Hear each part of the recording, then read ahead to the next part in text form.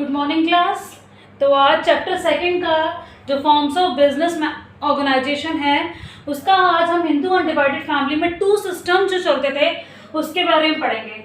एक था दयाबाग सिस्टम और एक था मिताक्षरा। तो दयाबाग सिस्टम और मिताक्षरा सिस्टम क्या था? तो जो दयाबाग सिस्टम है वो कहाँ पर चलता था बेटा? वेस्ट बंगाल में। It prevail at West Bengal, ठीक है। और जो मिताक्षरा सिस्टम था वो ऑल ओवर द इंडिया। तो जो दयाबाग सिस्टम था कहाँ चलता था बेटा? It prevail in West Bengal, ठीक है। वेस्ट बंगाल में सिस्टम चलता था।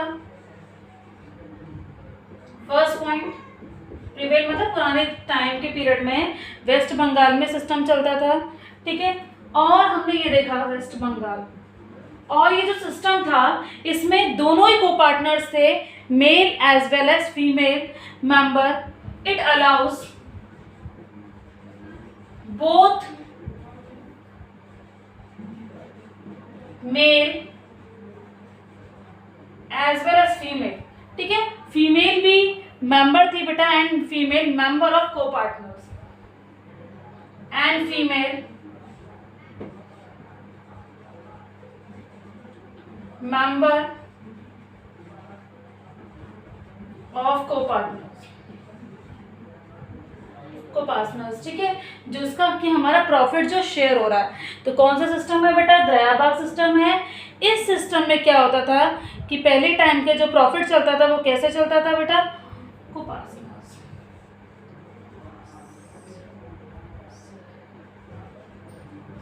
ठीक है।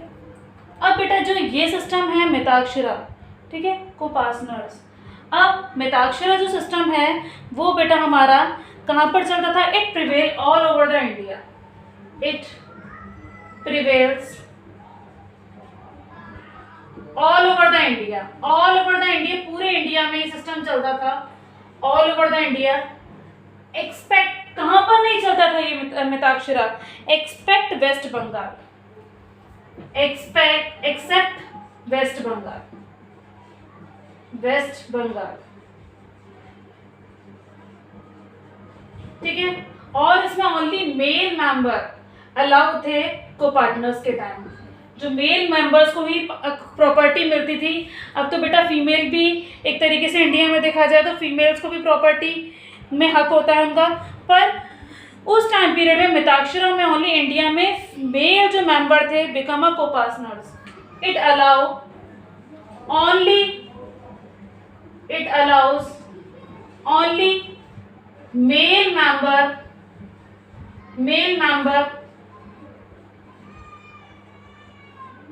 जो मेल मेंबर थे वही बेटा क्या थे? टू को पार्टनर। तो कौन थे बेटा? ओनली मेल मेंबर उस टाइम कौन थे? को पार्टनर, जो कि प्रॉफिट का पूरा शेयर लेते थे। तो ये था बेटा दयाबाग सिस्टम और मिताक्षरा सिस्टम। जो इंडिया में चलता था वो मिताक्षरा सिस्टम था और दयाबाग सिस्टम वेस्ट बंगाल में चलता था, ठीक है। अब बेटा हम लोगों ने पढ़े थे features of Hindu undivided family, ठीक है। आज हम पढ़ेंगे मेरिट्स क्या हैं हिंदू अनडिवाइडेड फैमिली के और डिमेरिट्स क्या हैं, लिमिटेशन, ड्रॉबैक्स वगैरह के बारे में, सबके बारे में पढ़ेंगे, ठीक है। ठीक है, तो बेटा अब हम इसके मेरिट्स पढ़ेंगे हिंदू अनडिवाइडेड फैमिली के। फैमिली बिजनेस के मेरिट्स क्या है, क्या क्या हमने कल इसके जो लास्ट वीडियो में हमने इसके फीचर्स पढ़ चुके थे। आज पढ़ेंगे मेरिट्स क्या। उसके बाद मेरिट्स और डिमेरिट्स के बाद हम पढ़ेंगे पार्टनरशिप। मेरिट्स, सबसे पहला मेरिट्स है कि अफेक्टिव कंट्रोल था, ठीक है। कंट्रोल जो था वो पूरी तरीके से कर्ता के पार्ट पे था और कर्ता बहुत कुछ मैनेज कर लेता था हमारा सारे बिजनेस ऑर्गेनाइजेशन को, ठीक है। तो क्या सबसे पहला जो हमारा है वो है अफेक्टिव कंट्रोल। सबसे पहला मेरिट है affective control. Affective control, affective control से हम लोग ये समझते हैं कि कर्ता के पास पावर थी तो कंट्रोल पूरा उसके हैंड में था। तो अफेक्टिव कंट्रोल से हम समझते हैं द कर्ता of the can promoted to the decision as well as to absolute decision making power. उसके पास काफ़ी पावर थी कि डिसीजन को लेना है, तो कंट्रोल भी उसके हैंड पे था। तो अफेक्टिव कंट्रोल था, टाइम से काम पूरा होता था, ठीक है। सेकेंड जो हमारा पॉइंट है वो है हमारा कंटिन्यूटी बिजनेस एंटरप्राइज, ठीक है। Continuous business existence, continuous business existence, business existence, continue business existence में हम लोगों ने ये देखा कि कर्ता के जाने से, जैसे कर्ता की डेथ हो गई, ठीक है, परिवार में सबसे बड़े जो इंसान है उसकी डेथ हो गई, ताऊ चाचा वगैरह, तो फिर उसके बाद नेक्स्ट पोजीशन जो उनसे बड़ा छोटा है वो संभाल लेगा। तो कंटिन्यू ये बिजनेस चलता जाता है और इस बिजनेस में कंटिन्यूस रहता है, ठीक है। तो इसमें कंटिन्यूटी की कोई प्रॉब्लम नहीं आती इस बिजनेस में, ठीक है बेटा। तो कंटिन्यू रन करता रहता है हमारा बिजनेस। तो कर्ता के बाद दूसरा कोई संभालने वाला होता है बेटा, ठीक है। काफ़ी सारे जो भी decision, the death and lunacy of the karta will be affected to the business, कोई अफेक्ट नहीं पड़ता। The eldest member will be take up to the position, उसकी पोजीशन जो उससे बड़ा, मतलब उसके बाद जो बड़ा इंसान होता है वो उसकी पोजीशन ले लेता है, ठीक है बेटा। ये हम लोगों ने देखा कि इसमें हिंदू अनडिवाइडेड फैमिली बिजनेस में। जो थर्ड पॉइंट है बेटा वो हमारा है limited liability, limited liability. Only कर्ता को छोड़ के सबकी लायबिलिटी कैसी है बेटा हिंदू अनडिवाइडेड फैमिली में? लिमिटेड, जिम्मेदारी हमारी बहुत कम है, ठीक है, लिमिटेड लायबिलिटी है। ओनली कर्ता को छोड़ के सबकी लायबिलिटी कैसी है? लिमिटेड, ठीक है बेटा। किसमें? हिंदू अनडिवाइडेड फैमिली बिजनेस में। नेक्स्ट बेटा हम लोग को फोर्थ पॉइंट क्या देखने को मिलेगा? सीक्रेसी। कोई भी हमारे बिजनेस के सीक्रेट किसी तक नहीं पहुंचते, हमारी फैमिली में रहता है ये बिजनेस, तो हमारी फैमिली जो करता है वो एक सीक्रेसी बनाए रखता है हमारे बिजनेस में, ठीक है। तो सीक्रेट, कोई भी चीज़ हमारी बात जो होती है वो लीक नहीं होती है, ठीक है। तो सीक्रेसी होती है। कौन मेंटेन कर रहता है हमारी बिजनेस की सीक्रेसी? कर्ता। जो करता है वो बिजनेस की हमारी सीक्रेसी बिल्कुल अच्छी तरीके से मेंटेन करे रहता है, ठीक है। तो जो भी कोई डिसीजन लेने होते हैं बेटा, तो कोई प्रॉब्लम क्रिएट नहीं होती बेटा, तो सीक्रेसी मेंटेन कौन कर रहता है बेटा? हमारा कर्ता, ठीक है। फिफ्थ जो पॉइंट है वो हमारा है कि हमें क्या नहीं करना चाहिए बेटा, और हमारा डिसीजन जो लेने होते हैं, सीक्रेसी सबसे पहला हुआ। सीक्रेसी मतलब करता है सीक्रेसी, हमारा दूसरे तक ये बात नहीं पहुंचती, ठीक है, दूसरे तक डिसीजन नहीं पहुंचता है। जो भी हमने डिसीजन लिया है हमारा अपना Hindu undivided family ancestors property के बिजनेस में ही है। तीसरा हमारा कॉपरेशन, ठीक है, एक दूसरे को कॉपरेट बहुत करते हैं, लॉयल रहता है, लॉयल्टी एंड कॉपरेशन, ठीक है, लॉयल्टी अमंग द डिफरेंट, मतलब जो हमारे, तो बेटा लास्ट फीचर क्या है? Loyalty and cooperation. तो सबके बीच में बेटा कॉपरेशन रहता है, ठीक है, लॉयल रहते हैं कि एक दूसरे से एंसेस्टर्स प्रॉपर्टी के बारे में जो बिजनेस चल रहा है एक दूसरे से लॉयल है और कॉपरेट करते हैं। ये तो उसके मेरिट्स थे बेटा कि अफेक्टिव कंट्रोल रहता है, ठीक है, कर्ता के पार्ट में। कंटिन्यूसली बिजनेस एग्जिस्ट करता है हमारे आगे रन तक, और लिमिटेड लायबिलिटी होती है, कर्ता की बस अनलिमिटेड होती है और सब मेंबर की जो होती है वो लायबिलिटी लिमिटेड होती है। सीक्रेसी, कहीं बात नहीं पहुंचती, शेयर होती, और लॉयल रहता है हमारा बिजनेस, और कॉपरेशन करते हैं एक दूसरे को। कॉपरेशन करेंगे तो उनके बिजनेस में फायदा होगा, ठीक है। तो ये थे हमारे मेरिट्स। अब पढ़ेंगे हम डीमेरिट्स। डीमेरिट्स क्या क्या है हिंदू अनडिवाइडेड फैमिली बिजनेस, ठीक है। तो हम पढ़ेंगे डीमेरिट्स।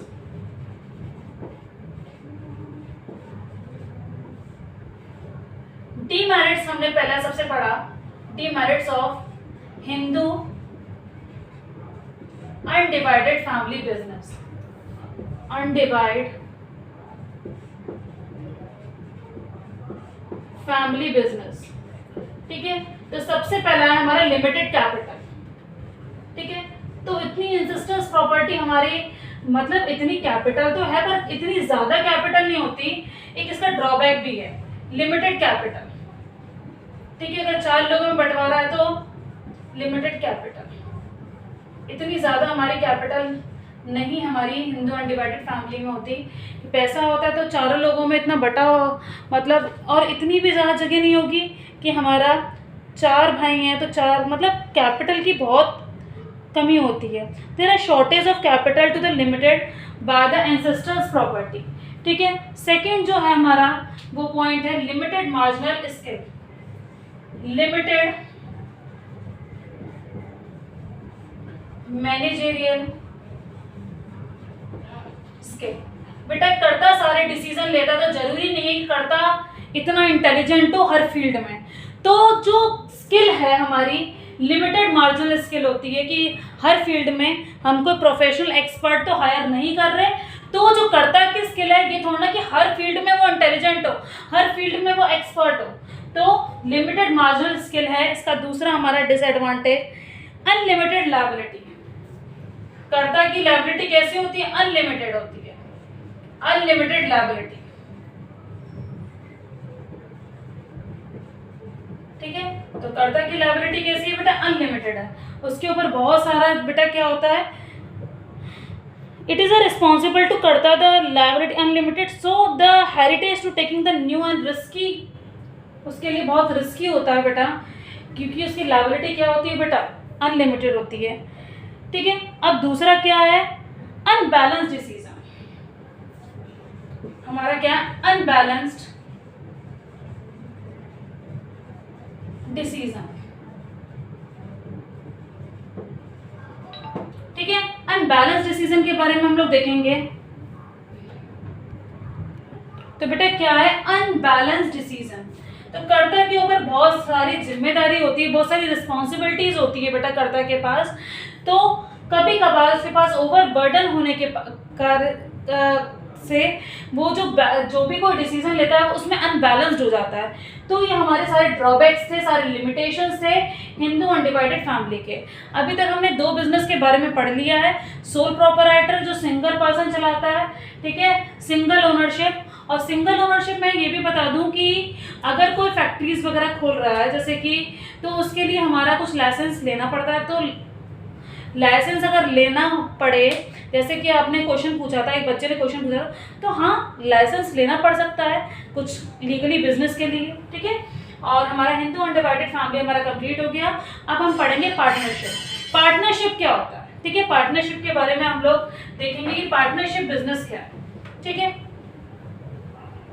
पार्टनरशिप का आपने नाम सुना होगा कि पार्टनरशिप होता क्या है, उसके बारे में हम लोग बहुत डीप में पढ़ेंगे कि पार्टनरशिप हमारा क्या है। ठीक है,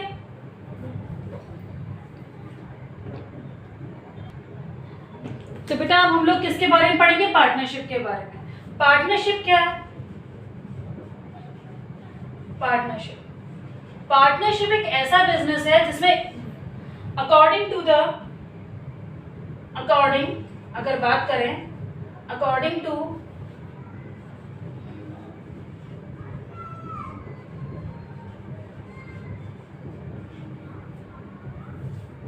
इंडियन पार्लियामेंट एक्ट 1932, पार्टनरशिप क्या है? पार्टनरशिप एक एसोसिएशन है टू और मोर पर्सन की, दो और दो से ज्यादा पर्सन की, जब भी कोई बिजनेस चलता है दैट इज कॉल्ड पार्टनरशिप। एक फेयर एग्रीमेंट हो जाता है उनके बीच में, दैट इज कॉल्ड पार्टनरशिप। ठीक है, ये नहीं कि फैमिली के पर्सन हो, पार्टनरशिप में कोई भी पर्सन हो सकता है। ठीक है, तो पार्टनरशिप अकॉर्डिंग टू द 1932, ठीक है, पार्टनरशिप क्या है? Partnership is a relationship between partnership is a relationship between two or more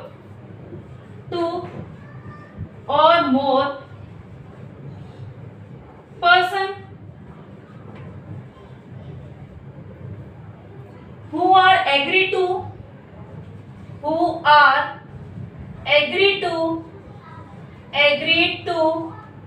जो दो और दो से ज्यादा पर्सन एग्री हो जाए किस बात पे? शेयर द प्रॉफिट जो भी है उसको शेयर करें ऑफ द बिजनेस। ठीक है, share the profit of the business. ठीक है, बिजनेस में कैरिड ऑन बाय ऑल।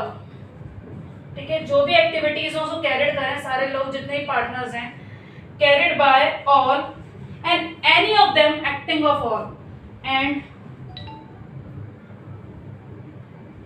और एनी ऑफ देम, जो भी कुछ हो हमारा डील हो उसमें सब एक्टिंग फॉर ऑल।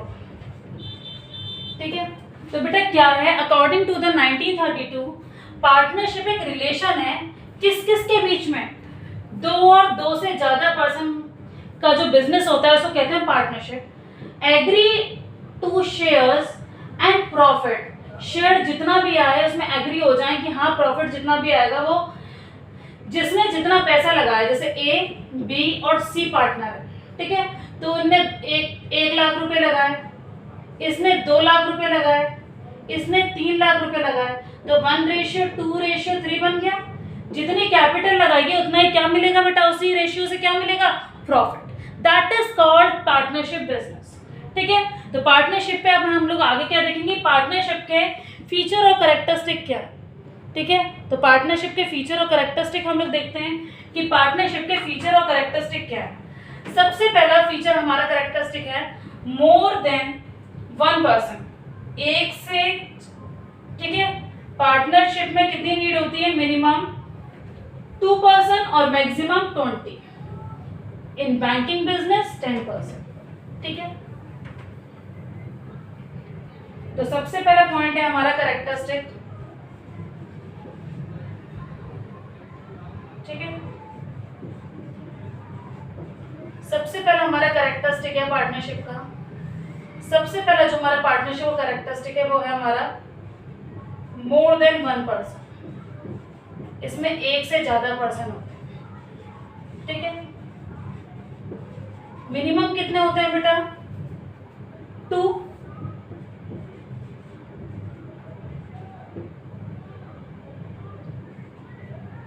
मिनिमम हमारे 2 होंगे,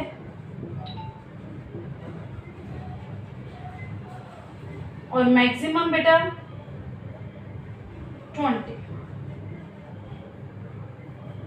ठीक है, अब जो हमारी लिमिट है वो हमारी चेंज हो चुकी है एक्ट में। तो बेटा मिनिमम नंबर हमारे 2 हैं और मैक्सिमम पहले तो 20 थे, अब मैक्सिमम कितने हो गए पार्टनर्स में, 50। जब कंपनी एक्ट बना हमारा, कौन सा कंपनी एक्ट बना, 2013, कंपनी एक्ट बना 2013 और एनेक्टेड हुआ, तो हमारे मैक्सिमम कितने मेंबर बन चुके हैं, हमारे 50। और इन बैंकिंग बिजनेस की बात करें तो हमारे मैक्सिमम नंबर ऑफ कितने हैं बेटा, 10। कितने, 10। ठीक है, तो हमारा ये पहला पॉइंट था। सेकेंड जो पॉइंट है हमारा फॉर्मेशन, की पार्टनरशिप फॉर्म्ड कैसे होता है, तो सेकेंड है हमारा फॉर्मेशन। सेकेंड पॉइंट है हमारा formation. The partnership form of the business is governed bye, partnership form को किसने गवर्न किया है, इंडियन पार्टनरशिप एक्ट ऑन 1932। 1932 में जो हमारा इंडियन पार्टनरशिप एक्ट बना था, it come into existing of legal existence between the partner to partnership deed. Partnership deed का मतलब है कि पार्टनर्स में समझौता होना, पार्टनर्स में समझौता हो जाएगा कि हम इतना पैसा लगा रहे हैं और आप इतने शेयर्स के मालिक हैं और आपका जितना प्रॉफिट आएगा कैपिटल के अकॉर्डिंग ही आपको मिलेगा, that is called partnership deed. ठीक है, in the agreement, partnership deed क्या है, in the agreement the term and condition of partners, agreement समझौता होना और टर्म्स और कंडीशन रखना, the ratio of sharing profit and loss are specified, ये बताना कि आपका कितना लॉस है और कितना प्रॉफिट है, एक टर्म्स एंड कंडीशन रखना, एक एग्रीमेंट हो जाना, रिटन एग्रीमेंट हो जाना कि आपका इतना आप शेयर्स लगा रहे हैं तो आपको इतना प्रॉफिट मिलेगा, अगर लॉस हुआ तो आपको इतना बियर करना पड़ेगा। इस चीज को, इस पूरी जो प्रोसेस को हमने क्या बोला है, पार्टनरशिप डीड।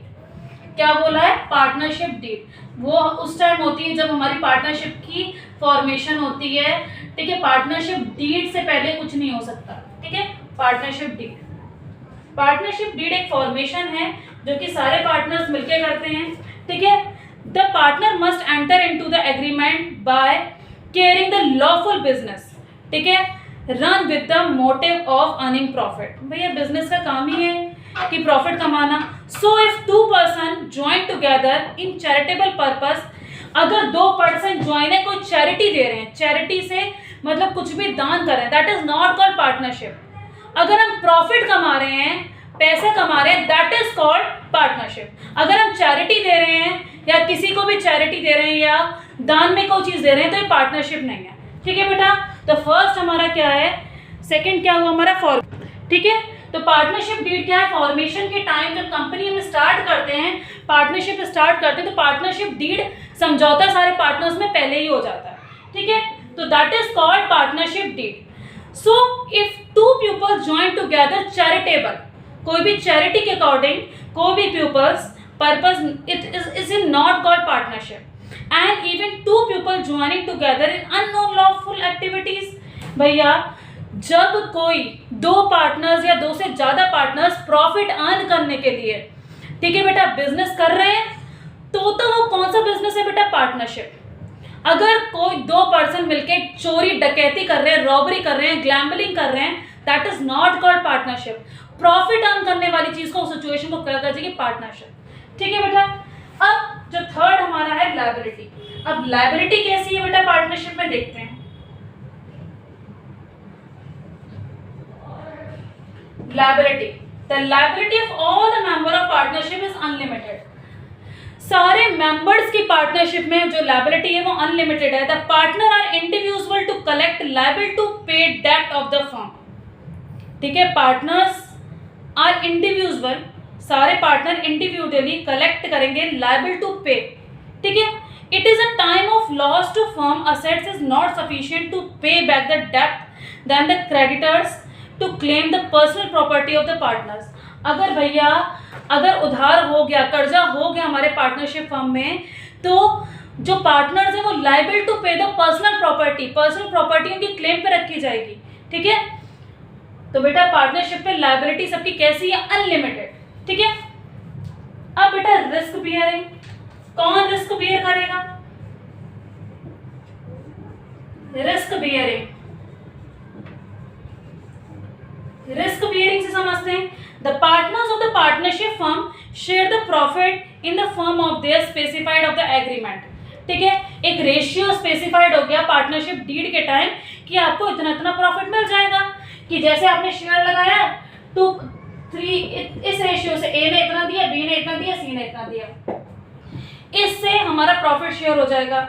तो in case no ratio specified to agreement with the partners divided equal among the member. अब बेटा क्या है कि अगर प्रॉफिट को डिसाइड ही नहीं हुआ कि किस रेशियो में बांटेंगे, तो इक्वली बटेंगे तीनों को।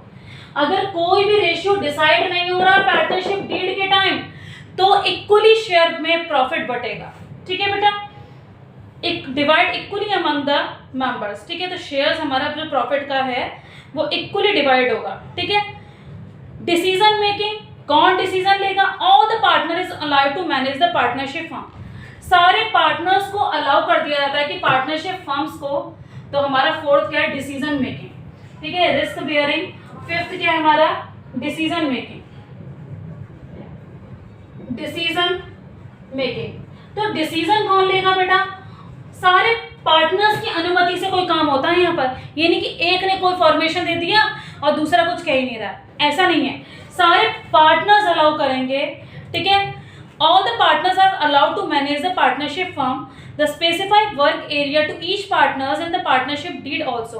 पार्टनरशिप डीड के टाइम एक समझौता और हो जाता है कि कौन से एरिया को ये पार्टनर संभालेगा। ठीक है, so generally day to day management is carried the one और two partner where the crucial decision all the partner are concerned. क्या होता है, day to day mutual understanding बढ़ जाती है लोगों की, और हमें ये पता चल जाता है कि कौन अच्छी तरीके से डिसीजन ले सकेगा। तो जनरली 2 या 3 पार्टनर्स या 1 या 2 पार्टनर्स कोई डिसीजन ले लेते हैं और कंसल्ट कर लेते हैं। अगर किसी भी पार्टनर ने उस डिसीजन को डिसएग्री कर दिया तो वो डिसीजन नहीं रखा जाता। सारे पार्टनर्स उस डिसीजन से एग्री होने चाहिए, तभी वो डिसीजन रखा जाएगा। ठीक है बेटा, तो हमारी 5 कैरेक्टरिस्टिक्स हमने अभी पढ़े। ठीक है, 5 कैरेक्टरिस्टिक पढ़े हम लोगों ने, कौन कौन से, decision making, risk bearing, liability, formation. ठीक है, अब क्या है बेटा हमारा नेक्स्ट जो है हमारा, वो है हमारा डिसीजन मेकिंग के बाद कंटिन्यूटी। कंटिन्यूटी। क्या पार्टनरशिप की कंटिन्यूटी लिमिटेड होती है? नहीं। तो देखते हैं, the partnership form continuity till all the partner desire to continue. जब तक सब पार्टनर्स की इच्छा कर रही है तब तक इसकी कंटिन्यूटी रहती है। It legally it come to end to the retirement and death of the one partner. ठीक है, जब भी ये जा सकते हैं जब उनकी डेथ होती है और retirement. Even after the retirement and death the partnership can continue if the remaining partner agree. तो बेटा किसी भी पार्टनर्स की डेथ हो जाए या उसको रिटायरमेंट टाइम पीरियड हो जाए, फिर उसके बाद जो पार्टनर्स बचे वो एग्री हैं, तो पार्टनरशिप कंटिन्यू रन करती रहती है। ठीक है, so in the case there is settle to claim outgoing partners is continue with the business. ठीक है, तो आउटगोइंग पार्टनर को भी हम सेटल कर सकते हैं अपने बिजनेस में अगर सारे पार्टनर्स एग्री हैं तो। ठीक है, number of partners, number of partners के बारे में हम लोगों ने पहले देख लिया, एक बार और पढ़ते हैं कि नंबर्स ऑफ पार्टनर के बारे में क्या है। The minimum number of the partners in the form of partnership form is 2 और मैक्सिमम पर सेक्शन। सेक्शन एक बना बेटा, सेक्शन कौन सा बना? 464 कंपनी एक्ट बना, जिसमें कि 100 subjected of number prescribed of the government as presenting as rule 10 company act on 2014। The maximum number prescribed by the government is 50। तो कितना कर दिया बेटा? 50। ठीक है, पहले कितना था? 20, पर मैक्सिमम नंबर पार्टनरशिप में कितने? 50 और बैंकिंग बिजनेस में 10। अब क्या है? Mutual agency relationship. जो लास्ट हमारा वो है mutual agency relationship. Agency relationship, every partner is an owner as well as। तो बेटा लास्ट हमारा जो कैरेक्टरिस्टिक फीचर था म्यूचुअल एजेंसी रिलेशनशिप, तो क्या है? Every partner is owner as well as agent of the firm. सारे जो पार्टनर हैं वो ओनर हैं और एजेंट हैं अदर पार्टनर्स के। The act of one partner is binding to other partners. ठीक है, each partner is entitled to take a part of management and enter into contractor with outside. The contractor signed by one partner is binding to other partner partnership because to carry the all partners in acting in the behalf of other. ऐसा नहीं है कि बेटा कोई भी हम outsider को लेकर आ रहे हैं तो सब में म्यूचुअल रिलेशनशिप होना चाहिए बेटा, एक म्यूचुअल अंडरस्टैंडिंग होनी चाहिए हर पार्टनर में। कोई भी हम आउटसाइडर लेकर आ रहे हैं तो ये नहीं कि हम दूसरे को अनदेखा कर देंगे, दूसरे से कंसल्ट नहीं करेंगे, तो सबसे हमें कंसल्ट करना पड़ेगा। पार्टनरशिप में ये पहले ही पार्टनरशिप डीड में पहले ही एग्री हो जाता है। तो बेटा ये कैरेक्टरिस्टिक्स है हमारे पार्टनरशिप के। कल हम पढ़ेंगे इसके डिमेरिट्स, एडवांटेज, लिमिटेशंस, ड्रॉबैक्स क्या क्या है हमारे। ठीक है, फिर हम टाइप्स ऑफ पार्टनरशिप पढ़ेंगे। ठीक है, तब तक के लिए good bye, have a nice day.